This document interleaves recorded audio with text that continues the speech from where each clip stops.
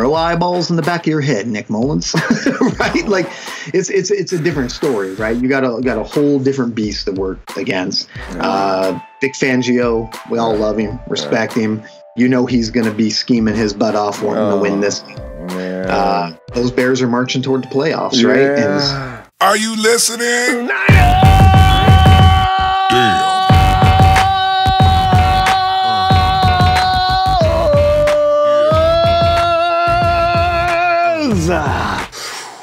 Ronbo Sports here, representing the Niner Empire organization worldwide. When I say worldwide, I mean because if you're a 49er fan, the world of the 49ers just never sleeps.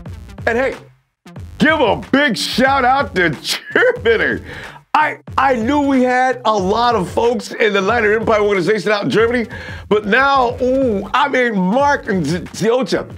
I got to get that pronunciation right. Is it Nzocha or Ziocha? You pronounce it in or not? Regardless, Germany came out. Boy, it was voting. Mark was the #1 dude as far as special teams went for a long time, and they said it was because of the German vote. We voted, but ours, we couldn't get no love. But Germany come out in there involved. Now it's like our whole entire posse got involved. Yeah, proud of y'all. And the thing is, we have, in this year's Pro Bowl, Juice was going to make the Pro Bowl no matter what. Everybody knew it. He's the only fullback in the league that does what he does, okay? I thought George Kittle should make it.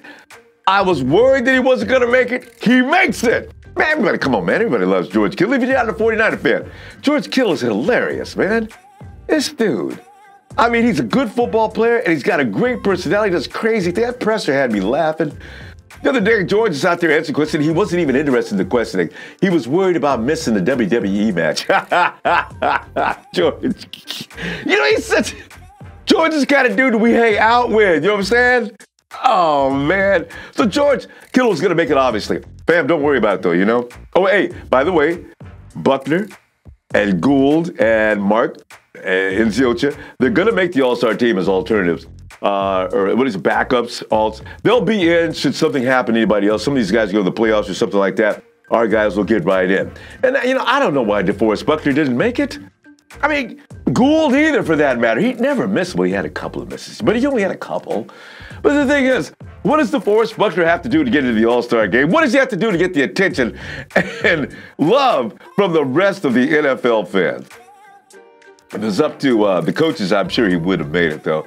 And Kyle Shanahan was shocked that he didn't make it. So we'll see. You know what? Next year, it could be just like the Harbaugh era, where we stock half the Pro Bowl team, right? But you got to win. Your team's got to win in order to get the right attention, to get the fans' perspectives to be positive toward the team. Because, when we were winning like that, all of our guys were heroes in everybody's eyes, and they were paying a lot of attention. Richard Sherman didn't even make it. Why? Because he was with the Seahawks. It's just, I have a feeling that's what it is, right? Joe Staley didn't make it for reasons unknown because Joe did a great job this year. McGlinchey's he's a rookie. He was ranked high all year long consistently, but he's not well known. It's a popularity thing, too, with the Pro Bowl. Aaron Rodgers made it, and Russell Wilson didn't. But that's not funny, man. Because the thing is, Russ, he had an awesome season. No Pro Bowl. It's okay. It is what it is. Don't worry about it. Who watches the Pro Bowl seriously anyway? I just want to know if my guy got there or not. So anyway, forget that. Tell you right now, fam, I am still mystified by Nick Mullins. Every time I watch him in the presser, man, I say, this guy acts like a seasoned vet. Nick, he answers and fields questions. He can tell the press what he did wrong and tell you what he needs to do to improve. And I know all quarterbacks do that, but Nick tells you what he's going to do and what was needed and what would have been better or what would have been preferable at the time.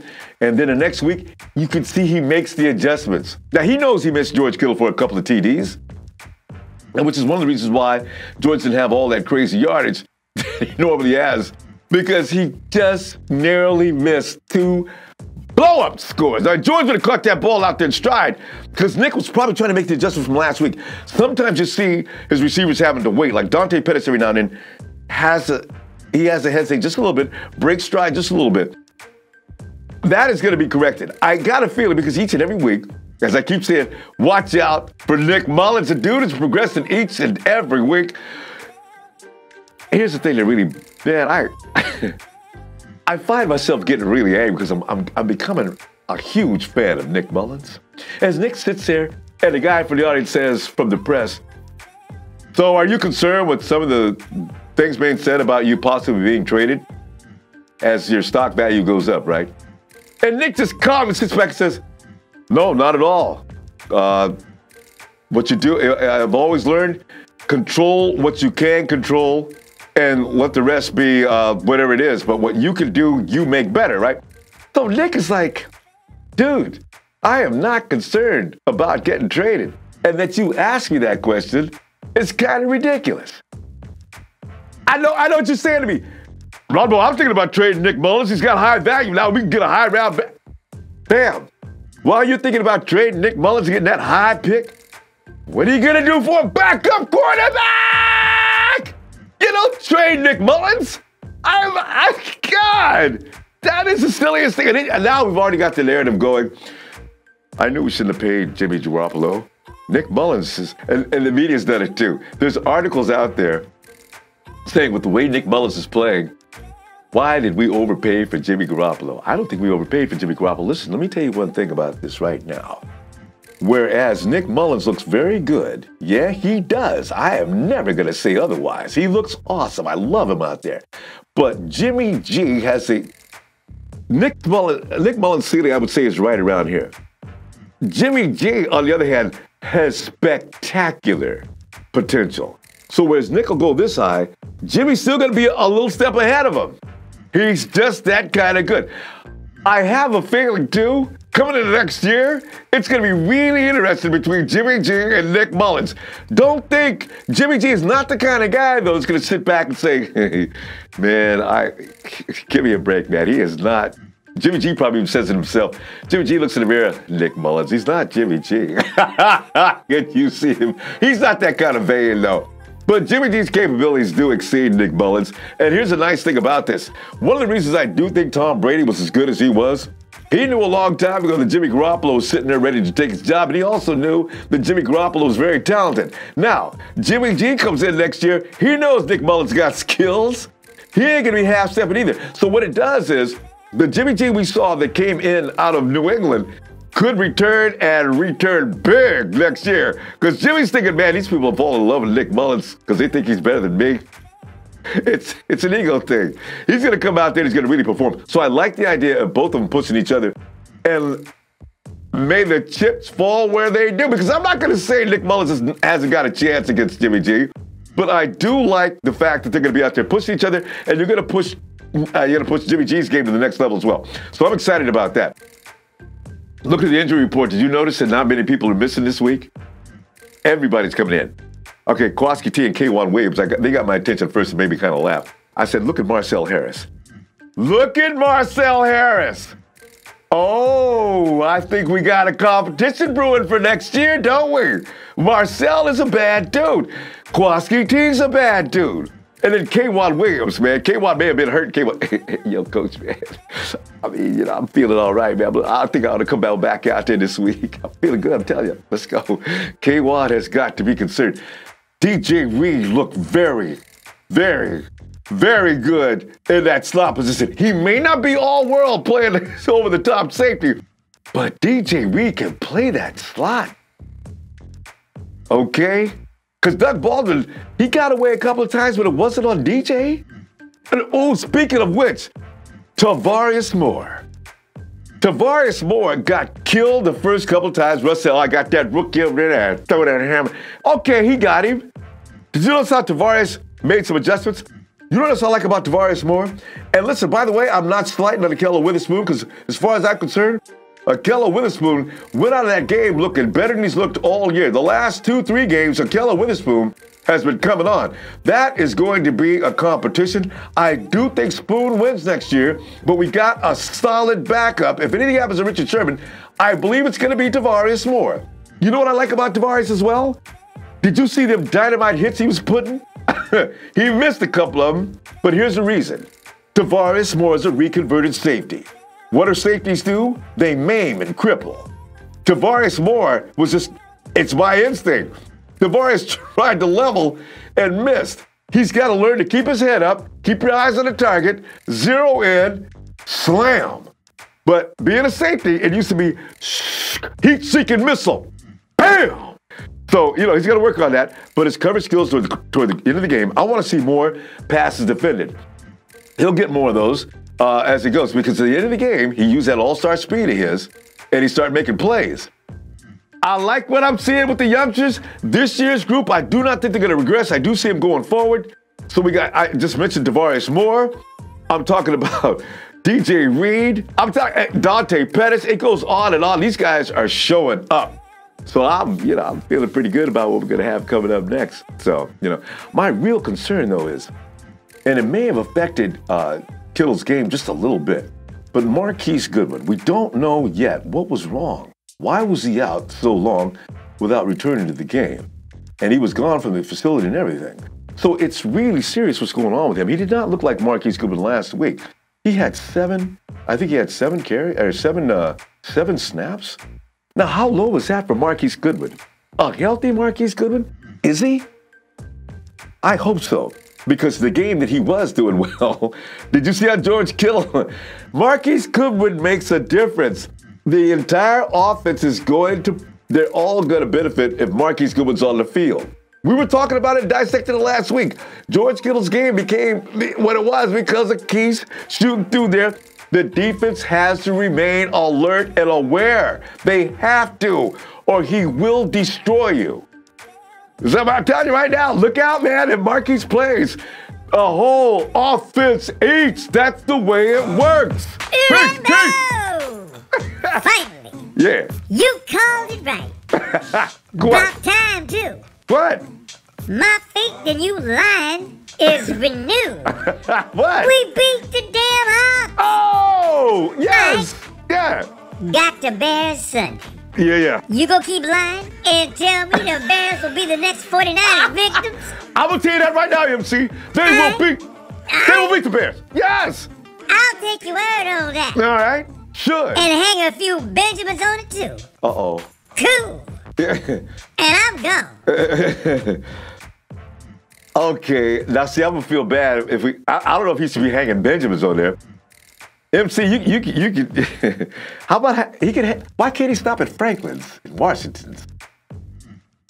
I feel pressured. All right, you know what? I'll give you my prediction on this in a second. But you know what? Let's go to the cam.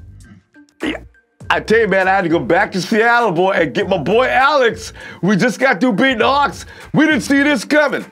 Let's go to Cam and talk to Seattle. Now, fam, as you know, yes, that gentleman sitting there looking confused is wondering, wondering like all of us, what happened here? We were supposed to lose to the Hawks. It's a routine every year that we lose to the Hawks. And what happened? We won. Alex, can you finally understand what the impact of what just happened? I mean, if it's sorted out in your mind, do you realize that the monkey, no, gorilla, the gorilla, not a monkey, he's too big. It's off our back. Because when I moved up here in 1995, now I moved up here 2 weeks before the 49ers won Super Bowl 29, Ooh. right? So nobody can blame. It's not a curse. They won one since I moved up here. I was here 2 weeks before that, but it's right since then. Now in those early days, when the Seahawks first jumped over to our division and stuff, we got off to a good start and everything, right? And then something happened where these streaks and this almost dominance of over 5 years happened, and living up here amongst these fans, and they had every time. And I do remember, vaguely, but I remember what it felt like walking in the office after the Niners beat the Seahawks, watching some of these guys have to put on a 49er jersey because they lost a bet. But it feels like so long ago. I was almost like I was a little kid. That's how long ago it was. So I finally had that feeling. I walked into the office on Monday, and I just went like this. And this is what I saw. This is what I saw. I don't want to look me in the eyes, Ronbo. Good. We've been doing that for how long? Good. Redemption time has arrived. That's right. So Alex, but you finally must have collected some comments. I mean, did they say, because a lot of them are crying about the refs. I've already ran into a couple of Hawks fans online. Oh, the ref. Whoa. You're not saying what I think you are. Welcome to my world, Hawks fan. You guys have been doing this to us for years, and now you're going to cry about the refs? What about Russell Wilson? God. Oh, man. Yeah, there was, honestly, the people that I encounter on a daily basis, it's different when it's just some rando on the internet. Yeah.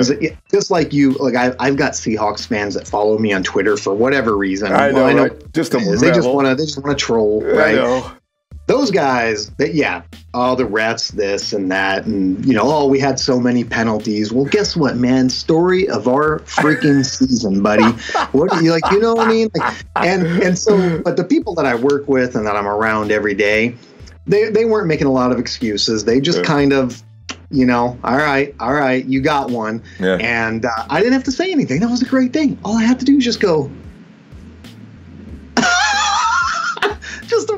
Just a smile, right? Like, well, you don't want to talk about football today? I thought we were talking about football around here. As you guys go into the playoffs? I mean, I thought you guys were going into. Oh, I guess we ruined that. Oh my God. Oh, we're sorry. They still got the inside track, of course, to make the playoffs. But look, there is a chance now that they could miss. Wait, did the Vikings lose? Well, basically, if I remember correctly, and it was a lot of funkiness when I was looking at it today, the Seahawks could lose both of their remaining games, and I think there's a slim chance they could still slide in. Ooh. But if they win one, and look, they're facing Kansas City this weekend. That's done. That is so done. I can't wait for that game. They're going to get so beat. Right? Yeah. It is at home, though, and, Oh, yeah. And then they got the Cardinals in Week 17, and that should wrap it up because they only need the one win. There's no point in playing that game against the Cardinals. Just phone it in. What's their last game though? They've just got Minnesota and the Cardinals. Oh, that's good. Oh, the Vikings and the Hawks play. That's going to be interesting. Did I say Minnesota? Minnesota. I meant Kansas City. Kansas City. Well, they're playing Kansas City. That's coming up now. Right, this weekend, right? There's just 2 games left, right? So they just got Kansas City. Is there only 2? Yeah, I know. The season's almost over, Ron. No, Alex, there's got to be 3. There's got to be 3. We've got 3. No? We got 2? Well, we got Chicago. All right, we got Chicago and LA. You're right. I'm sorry. Hey, look. Nobody wants the season to be over. I don't blame you. That's why it's funny. I was talking with a buddy today, a Niners fan buddy today, and we were kind of talking about this, right? And it was, and he's like, man, the season's almost over. Thank goodness. And I'm like, you don't mean that. Because 3 weekends, you're going to be having to watch the Seahawks in the playoffs, the Rams playoffs, right? Maybe the Cowboys in the playoffs. So all these teams we don't like, we're going to be watching them in the postseason while we're going, well, boy, let's look at that draft pick. Oh, God, yuck. I'm so tired of that. No, we were about that in April. I want to see more football. So it's a bummer. It's a bummer that we have another season like this, but yeah, but you know what, we got a lot to look forward to because you can see these pieces falling into place and actually very, very solidly falling into place. And now we got a solid backup in Nick Mullins. But Alex, what I want to know is now people have been all over management. You got your guys running around saying that we really should learn to ignore those people. And Niner fam, if you're watching this, we really should ignore people running around saying things. Fire Shanahan and get rid of oh, come on, what are you talking about? They just got here. They started from scratch. I don't know where you're going to get rid of them. Now, can we actually say maturity was one element? It had nothing to do with the people up in the front office, to some degree. But I mean, everybody's blaming it on just youthfulness and, of course, front management. But can we put that to bed now? What are we going to do with that? Yeah, I mean, look, if you have functioning eyeballs and you want Kyle Shanahan to be sent packing, look, hey, everybody's entitled to their own opinion, but you aren't entitled to your own facts, and you just got to go look at the facts. And I mean, and it remains, look, we talked about this last time. Yes. A practice squad quarterback. And look, I know Nick Mullins has worked his butt off. It's almost to the point now that it's disrespectful to call him a practice squad quarterback because he's been starting in the NFL now for several weeks, and he's done very good. What was it? He's now thrown for more yards against the Seahawks than any other quarterback in NFL season in a single season, right? Hey. And they were in a division with John Elway for a long time. Yeah. Right? They had to go up against Kenny Stabler. Yeah. You know, they've faced some good quarterbacks. That's right. You know, I mean, Cap could certainly throw for a lot of yards. I know he wasn't a 400-yard kind of a guy every game, right? Yeah, but he could get up into that 275, 300 range once in a while too. And so the fact that like they went through this run of their history, and now Nick Mullins is the guy that went for over 600. He go over 700 yards. It was 400 in one game, right? And over 275. So. Got to give his props. He's got to give his props. So, you're right. That defense has never allowed that kind of defense. I mean, that kind of yardage. And so, look, I hate to keep calling him a practice squad quarterback, but the reality is that's what he is, right? If Jimmy never got hurt, then Mullins is never on the active roster, right? Unless I know. CJ comes down with some kind of a flu or something. Well, but remember, he hurt his wrist. That's how come he's in. That's how Mullins got his break. But if Jimmy never gets hurt, then Beathard never plays, so he doesn't get hurt, right? So Nick Mullins is on the practice squad all season. So, but he took advantage of his opportunity, but we still go back to it. And look, Kyle Shanahan has taken this kid who was undrafted, who was on the practice squad last year and for the first part of this year, and he's got this guy out there slinging the rock like he's Brett Favre, man. Like, I mean, he's out there throwing for big-time yardage. Early on, a lot of mistakes. Now, all of a sudden, you're starting to see those mistakes come down a little bit. And part of that is, so it's both, right? So you got to give credit to Nick, but you got to give credit to Shanahan. And I think Nick even made a comment in the presser today about how he had 2 touchdowns to guys that were wide open, right? You know, Kyle is scheming his butt off, man. And I just, like, if you think that this is all Nick Mullins and his hard work and all the practice. No, man, he's still Nick Mullins, okay? Give him some respect, but he's still Nick Mullins, right? Kyle Shanahan is the real deal, man. Look what he's doing. Yeah, so, I mean, look, we got to give credit to Nick, but we got to give credit to Kyle, right? And the reality is as much hard work that Nick Mullins has put in, he's still Nick Mullins, right? Until he goes over a stretch of a season or two, right? You know, he's still Nick Mullins, and Kyle Shanahan is scheming guys wide open. And yes, give credit to Nick for finding them, but it just keeps going back to it that Kyle is putting these guys in a position to succeed. He's put George Kittle in a position to succeed. He's put Matt Breida in a position to succeed, right? He's put Dante Pettis now in a position to succeed. All of these guys that you think about that weren't high on a lot of people's radar. Whoa, the 49ers traded up to get Dante Pettis? Oh, what? I can't get over that. I mean, Right? you're still hearing that. To some small degree. And I love the pick. I absolutely love the pick because living up here, I watch every game of the Huskies. I'm not a Washington fan, but they're on TV. I watch them, and he was the kind of guy that, you know, I saw the separation he was creating. I saw some of the routes he was running. I'm like, man, that's a guy that if you get him in the NFL in the right position, right, and the right coaching and things, there it is. And I'm seeing it. I mean, I think next year you have to assume he's Garcon's replacement, right? Yeah. And Pierre, we love you, but we have a feeling that that's what's going to happen, you know? And you're right, too, because that's got to be a natural thing. You know, you're addressing something now, though, that I was going to ask you about. Now, there are those who are still walking around crap. We've got so many holes, we're going to be 4 or 5 years away before. I don't understand what people... 4 or 5 years? Are you... What? Why? They see because we don't have 1 or 2 pieces that constitutes 3 or 4 or 5 years. Right. No, I don't think so.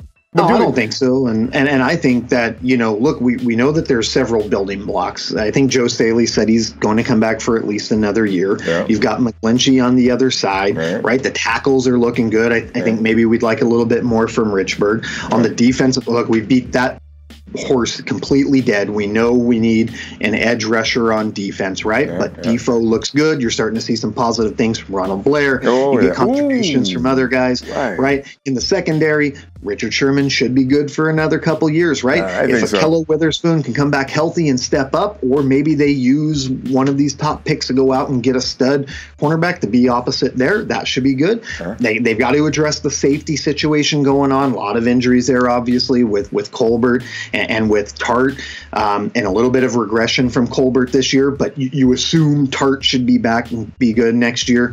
So what I'm getting at is, yes, there are some spots. You still need a few more starters, okay? But between your draft class and free agency, you can address that. But the biggest thing they have to address is depth.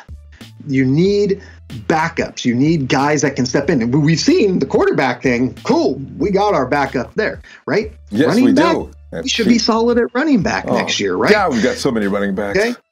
Receiver, it's not as big of a problem as maybe we thought it was going into this year. So you've got some skill positions taken care of, okay? If you look, the offensive line has been great this year. It's been super consistent. These guys have been healthy all year. That's awesome.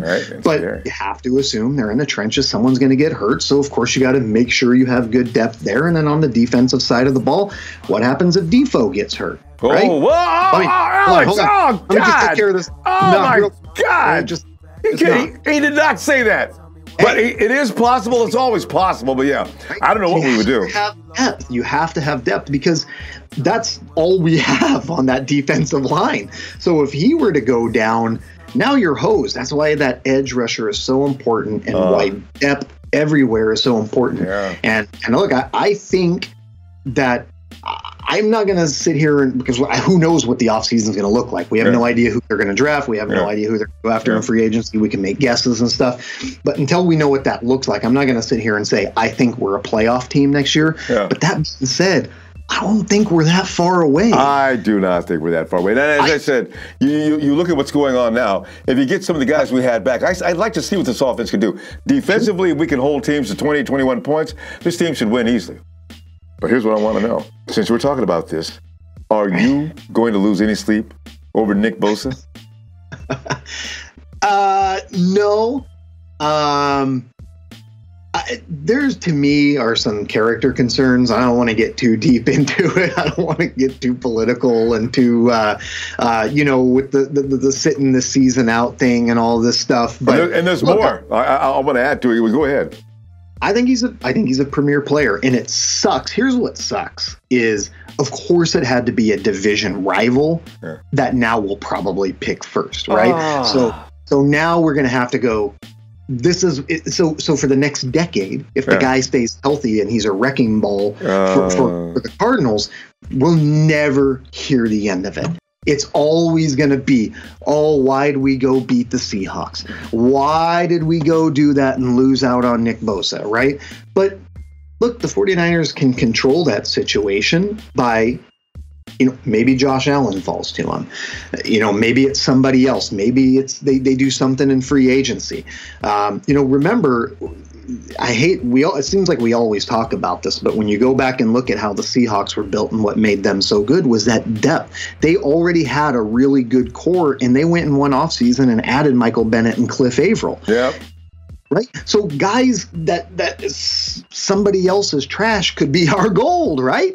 Someone's going to kick these guys to the side. Oh, we don't want to pay them. Well, guess who's got a bunch of money, right? And so you can affect things in more ways than just the draft. And look, these players are not robots, okay? They're not just a stat sheet.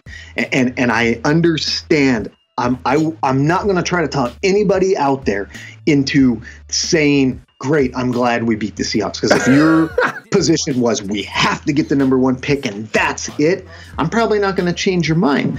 But look, just remember, watch that video of these guys in the locker room celebrating. You going to tell me they're worried about a draft pick? No. You going to tell me Kyle and John were worried about a draft pick? Yes. Would they have liked their pick of the crop? Would they have liked, hey, we can have any player in the draft and nobody can stop us? Yes, of course. But this means something, and these guys don't just tank. And winning for these young guys is pretty important right now. Yeah, and it also contributes to the culture of this clubhouse. Losing all the time, it sort of just breeds that kind of ball team. The 49ers don't need to continue to lose just for the sake of picking up Nick Bosa, who, by the way, I understand there's a little divitude in Nick already. Do you know that he's actually using, I'm Nick Bosa, I'm going to be a first-round draft pick. You want to go out with a real winner? And I've heard that from more than one person, so I figure it's not a joke. I said, this is... Yeah, Nick who knows? Nick should wait till he gets here, okay? I've seen a few things floating out there. Like I said, who knows what's true, what's not. There's enough about the guy that I've seen that tells me, look what happened with Reuben Foster. None of us saw that coming. I mean, right? really, that's you, a blind you just don't know, right? You don't know how Miller from a few years ago, Bruce Miller, right? Oh God, yes.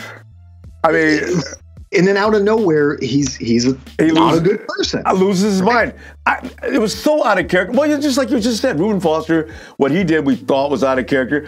But Bruce Miller was even more out of character because he was so well behaved for all that time. And suddenly, we know he's got a beverage problem. Yeah, and so that's the thing is, look, man, they're draft picks. You can watch their tape. You can look at their intangibles and their measurements and all this stuff, and you can get super excited about them stuff, but they're still draft picks. And the NFL draft, to an extent, is still a bit of a lottery, right? That's a risk. And again, it's going to suck to see him be a Cardinal because he probably is going to be. Especially he comes around that corner and grabs Jimmy G and body slams him. That really is going to be annoying. And you're right. Everybody who did not want us to beat the Seahawks. See? That's what I'm talking about, man. You know what? We could have Nick Bosa wear the 49 uniform, and now he's wearing a Cardinal uniform and taking us down. Okay, see? Hey, look. Now John and Kyle just got to go out and get somebody else, right? Make people forget about him. There's plenty of people out there, too, by the way. There's guys out there that you know what? Last year, it was supposed to be Quentin Nelson was supposed to be the cream of the crop. And look who got to be the cream of the crop. Statistically, it's our guy. See? That's right. Yeah. And Quentin's been good. Yeah, Quentin Nelson's been really good. I I think he's been the best offensive guard rookie, right? Yeah, but things worked out. I don't know enough about scheme and stuff, but what I've read is that Kyle doesn't value the guards as much as he does the tackles. Well, because he likes to run. Yeah. Sure, right? And so this is his philosophy, and he believed he could get away with guys like Mike Person, right? Fine, great, and it's worked out pretty good. The offensive line has been really solid this year, and a lot of that is the consistency. Yeah. But yeah, to your point, man, Mike McGlinchey. Hey, I'll be honest, okay? I'll admit something right now. All right. Remember, what was it? Was it draft day or was it day before draft day when the first rumor came out that they were looking at Mike McGlinchey? See, I missed it because I was completely shocked. There was a rumor out about Mike McGlinchey being on our list. Yeah, and it may have been like a few hours before the draft. I remember I don't remember if it was the day before or the day of, but it was this stuff started to show up, right? Okay. 49ers considering Mike McGlinchey. Yeah. Oh, man, they're just trying, this is a smokescreen. The hell do they want this guy for? And then when they called it, and we have a big party up here every year, viewing party for the draft. Yeah. So we got about 50 people in there. And I just remember everybody. Right? And I was chief among them, man. I'm like, no! Because there were guys that I had fallen in love with, that I had draft crushes on and stuff, and Mike McGlinchey was not one of them. On that list. I'd love to see, well, there's a few actually that do make that claim. I think they're lying, but there's a few people who says, I wanted McGlinchey. Are you serious? I mean, I hear a single person say that because, like I said, he wasn't on the radar until I'm pretty sure the day of. I've seen these people online. I've not talked to anybody yet, but I've seen these people online claiming that they knew we were going to get Mike McGlinchey. You knew we were going to get Mike McGlinchey? But it's a staple now, right? As long as anything can happen. We saw. Now I know Reuben was a little bit hurt this year before all that stuff happened, but it looked like he was regressing a little bit. Obviously, Akello Witherspoon had his struggles this year. Yeah. Colbert had his struggles this year. Sometimes in year two, right? And that's why sophomore jinx. Oh, God. That's what we talked about last time about how everybody loved that draft class this last year, right? And this year they're like, oh God, it was terrible. What a waste of a draft class. So who knows what the 2018 draft class, what we'll be thinking about it this time next year? But it looks like we've got a tackle of the future, right? And Mike McGlinchey. And I think I think D Money. I call him D Money now. His name is D Monty, right on his But I got a feeling Dante Pettis is going to be even better next year. He's still playing a little bit like a rookie. Like, I just got here, guys. And you've got more touchdowns as a rookie than anybody in 49ers history. Dante stepped to the head of the class, man. We got great expectations for you. He is amazing. Yeah, I'm absolutely in love with Dante Pettis. Oh, he's good. The cat obsession, whatever. Do you, baby? I'm like, you know that. what I mean?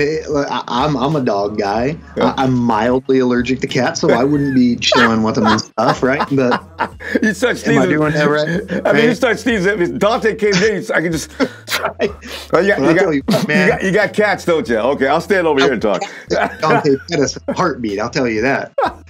Oh man, it's the guy he's cool. I mean, he just seems so. You know what? Every time when I see him tweeting or talking or whatever, I'm like, this could be any of us, man. He is gotta be the most like real, the most us dude I've ever seen in the NFL. I mean, he just normal, just normal so behaving normal. guy.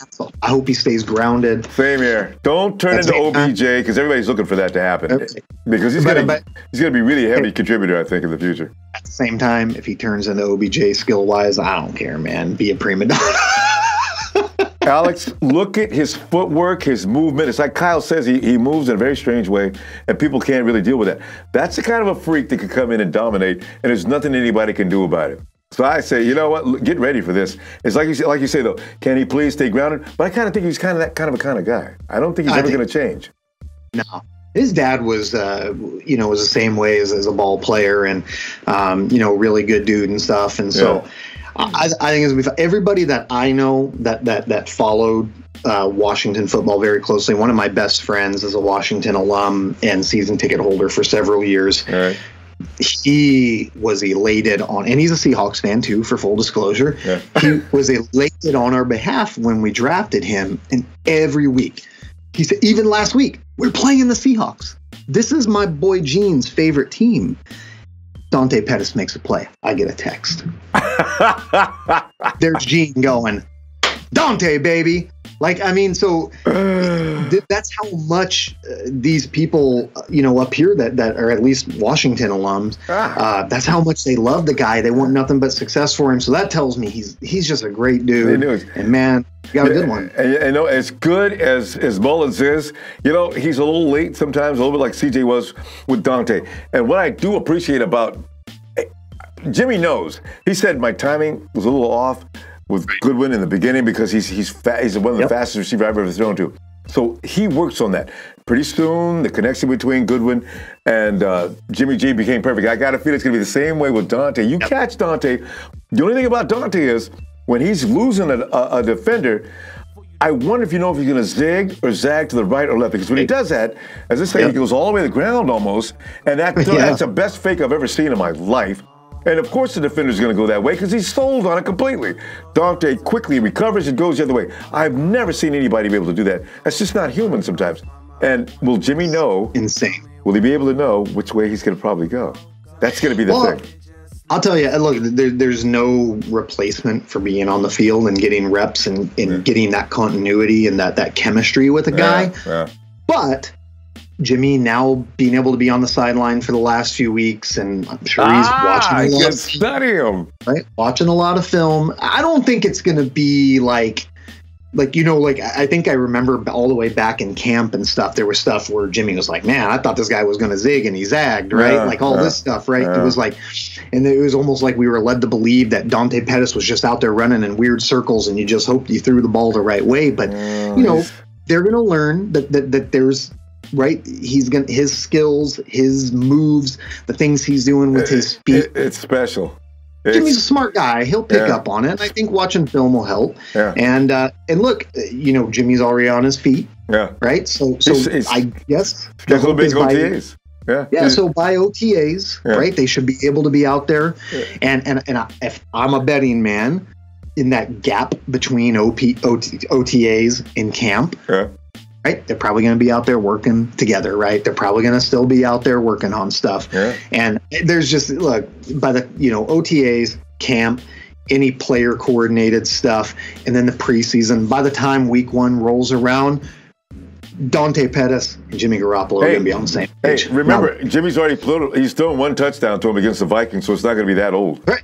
But listen, exactly. What a catch that was. Oh, but real quickly, I mean, I feel like it's a strange question. Do we have a shot against the Chicago Bears? Why not? All right. Sure.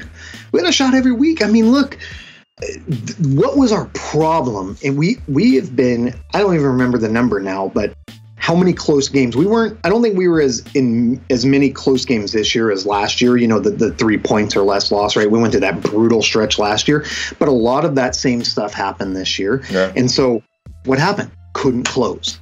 Get into the fourth quarter, couldn't close. Couldn't get that one drive to go, right? Yeah. Now you finally saw it happen. You saw it come together against the Seahawks, where you go in and 49ers led most of that game, right? Like the Seahawks scored first, missed that extra point. 49ers, okay. Yeah, Richie James runs the ball back. So from there until the Seahawks tied it, right, we were in winning position. Yeah. Little bit of a bummer that you don't close it out in regulation, but it almost felt like, I don't know about you, but going into overtime, I didn't feel like, well, we blew it, right? Yeah. Hey, they've been looking good today. They're executing. And I think going into overtime, they had stopped the Seahawks twice, right? And then they stopped them, right? So there was a stretch of 3 in a row there at the end. You put the ball in Russell Wilson's hand 3 times at the end of the game. Scared me to to expect death. him to put it away.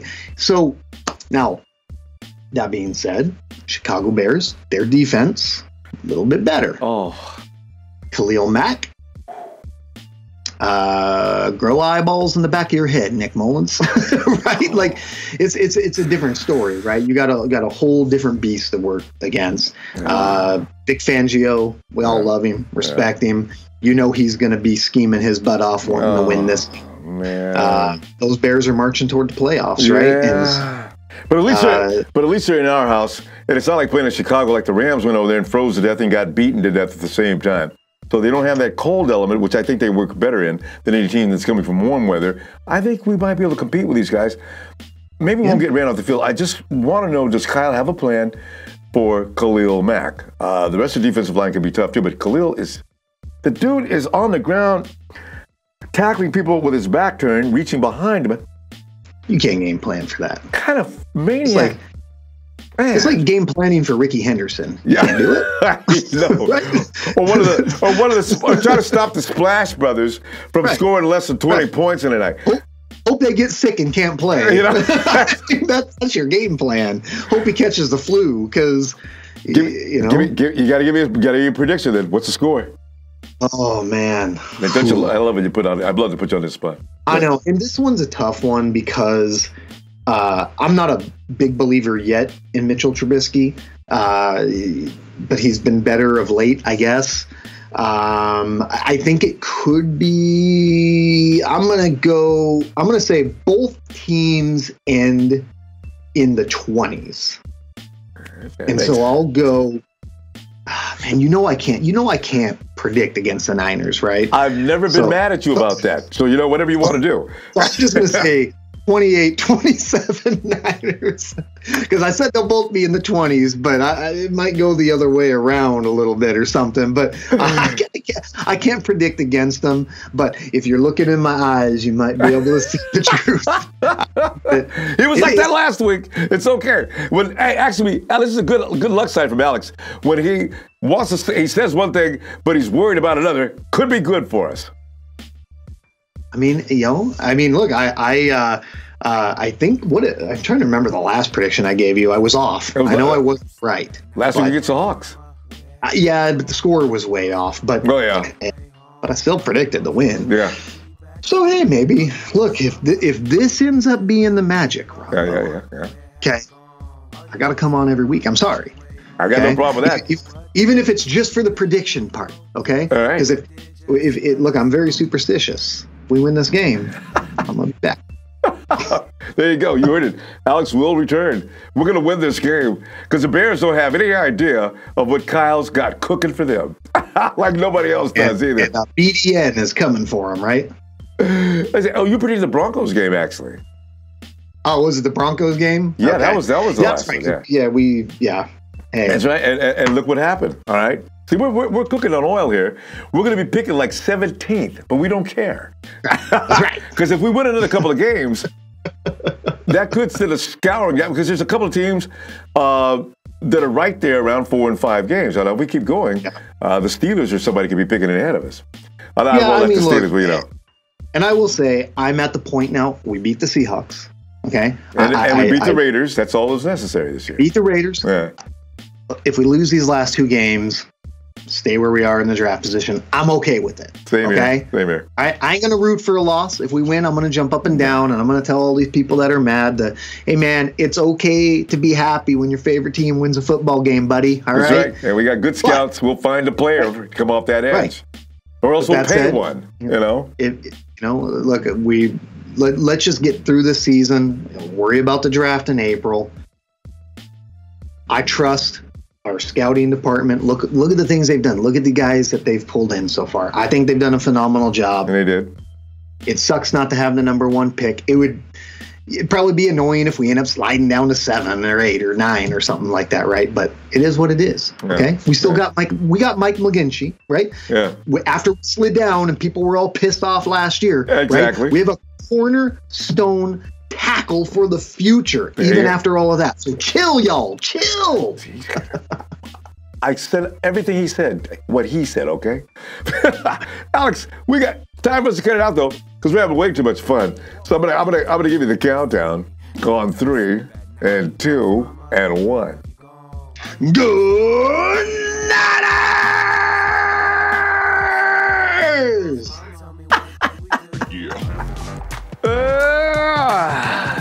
Alex, and right. If we beat the Bears, just like Alex said, we'll be back next week, me and you and me and Al. Oh man, prediction time. Let me get bold and brave. I'm telling you right now, I am not worried about the Chicago Bears. I'm already seeing Kyle is going to be scheming. They're over aggressive. They pursue like crazy. I think we can take advantage of it. You notice how I'm saying Kyle is going to scheme them up? Here's the thing. It's Kyle versus Fangio. Fangio is a bad dude. Remember when we had Fangio running our Super Bowl bound team, man? We know what Fangio's capable of, and we've seen when Fangio has all the parts he needs, that boy is scary. So it's going to be tough. I ain't going to lie to you. I don't like having to play the Bears, but I got to tell you this, fam. 3 of the 4 losses the Bears have endured this year have been on the road. And the game they did lose at home was against Tom Brady and the Patriots. It ain't no shame in that. But as I say, they did lose on the road. We got that going for us. Because if you go in that refrigerator and play, anything bad may happen to you. And a whole lot will probably bad happen to you. Here's another thing funny about this, though.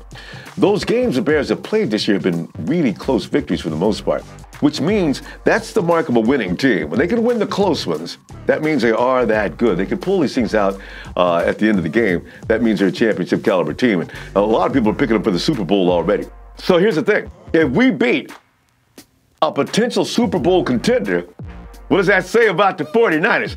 I got faith in Nick. Every week, Nick keeps getting better and better. He's growing and learning and growing and correcting and learning and getting better and better. So I ain't afraid to tell you right now, Robbie Gould's going to come in and win this game for us. I just know it. It's going to be 23-21, 49ers on the foot of Robbie. Boom! And we walk off the field. Oh! Hey, all of us going to be in the hospital after the game, though, from stressing out. It's going to be like you're going to be on fluids for dehydration and screaming and hollering. I know it's going to be my case, right? Because I know it's going to be one of the cliffhanger games from beginning to end, going back and forth. Hey, remember, though, and last week, Solomon T had to be double-teamed to taste. The Steelers got a rough defense, too. So they may have to double-team Solomon T again if that happens. Buckner got 2 sacks last week. You know what I'm saying? And who likes Mitchell Trubisky more than Solomon T? I mean, when he's in North Carolina, Solomon T just brought his butt down before they graduated. Or should I say left the college ranks. And Solomon T got him last year, too. All right? There's things to be hopeful of, fam. Come on now. get your score in a minute, too. Friday, be ready. I know. We got people who now say the 49ers going to lose just to help us out. I ain't got no problem with that. I'll be looking for you then. I'm scared. Somebody do something with Khalil Mack. Fam, please hit like. Don't leave without hitting like. You and me, you know what I'm saying? Hit that like and share. And do not forget to subscribe so I can find you when I come back. We got a lot of things going on here at Ronbo Sports. You want to be involved. Get ready for them alerts. Okay. It's kind of a nervous thing. I'm more nervous about Chicago than I am the Hawks, actually. Because I kind of thought we was going to lose to the Hawks anyway, so it was no big deal. I'm kidding. I told you we were going to win, and we won. Don't tell him, see, I said, I'm playing. Count that. Count. 7, 6, 5, 4, 3, 2, 1. You'll never have the secrets.